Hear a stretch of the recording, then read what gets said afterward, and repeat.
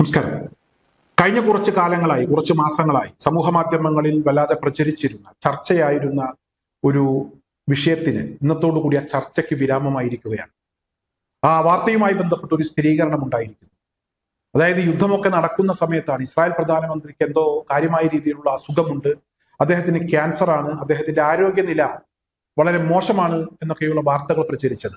ഈ വാർത്തയെ അനുകൂലിച്ചും അതുപോലെ തന്നെ പ്രതികൂലിച്ചുമൊക്കെ നിരവധി പ്രതികരണങ്ങൾ പല ഭാഗങ്ങളിൽ നിന്നും ഉണ്ടായി.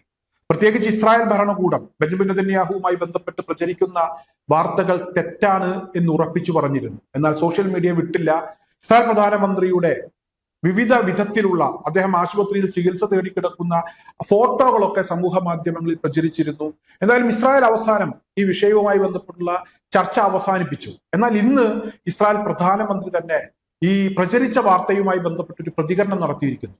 അതായത് ഇസ്രായേൽ പ്രധാനമന്ത്രി ഇന്ന് പറഞ്ഞിരിക്കുന്നത്, എനിക്ക് പ്രോസ്റ്റേറ്റ് ക്യാൻസർ ആണ്, ഇത് ആദ്യ സ്റ്റേജിൽ തന്നെ കണ്ടെത്താനായി, കൃത്യമായ ചികിത്സ കിട്ടി, ഇപ്പോൾ ഞാൻ കൂടുതൽ ഊർജ്ജസ്വലനാണ്, കൂടുതൽ ആരോഗ്യവാനാണ്.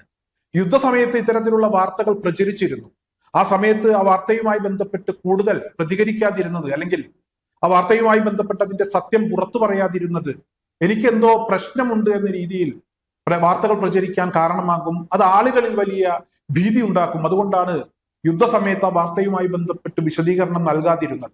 എന്തായാലും എനിക്ക് പ്രോസ്റ്റേറ്റ് ക്യാൻസർ ഉണ്ടായിരുന്നു, ഈ ക്യാൻസർ ചികിത്സിച്ച് അതിന്റെ ആദ്യഘട്ടത്തിൽ തന്നെ മനസ്സിലാക്കിയതിന്റെ ഭാഗമായി ഈ രോഗം ചികിത്സിച്ച് പൂർണ്ണമായും ഭേദമാക്കാൻ കഴിഞ്ഞിരിക്കുന്നു, ഇപ്പോൾ ഞാൻ കൂടുതൽ ഊർജ്ജസ്വലനാണ്, കൂടുതൽ ആരോഗ്യവാനാണ് എന്ന ഒരു പ്രതികരണമാണ് ഇസ്രായേൽ പ്രധാനമന്ത്രിയുടെ ഭാഗത്തു നിന്നുണ്ടായിരിക്കുന്നത്.